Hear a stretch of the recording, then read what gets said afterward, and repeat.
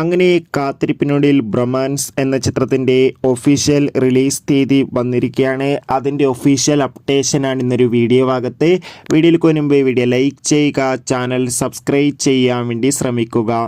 അർജുൻ അശോകൻ, മാത്യൂസ്, മഹിമ നമ്പ്യാർ എന്നൊക്കെ പ്രധാന കഥാപാത്രങ്ങളായി വരാൻ പോകുന്ന ചിത്രമാണ് ബ്രൊമാൻസ്. എല്ലാ സിനിമാ പ്രേമികളും ഒരേപോലെ ചിത്രത്തിൻ്റെ ഓരോ അപ്ഡേഷനും അറിയാൻ വേണ്ടി കാത്തിരിക്കുകയാണ്.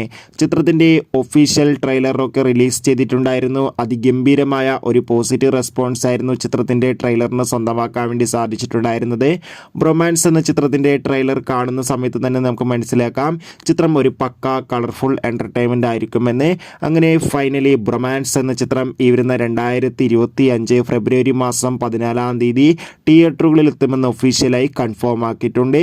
എന്തായാലും നമുക്ക് ബ്രൊമാൻസ് എന്ന ചിത്രത്തിൻ്റെ തിയേറ്റർ റിലീസിനായി കാത്തിരിക്കാം. എത്ര പേരാണ് ചിത്രത്തിൻ്റെ റിലീസിനായി കാത്തിരിക്കുന്നത് തീർച്ചയായും കമൻറ്റ് ബോക്സിൽ രേഖപ്പെടുത്താൻ വേണ്ടി ശ്രമിക്കുക.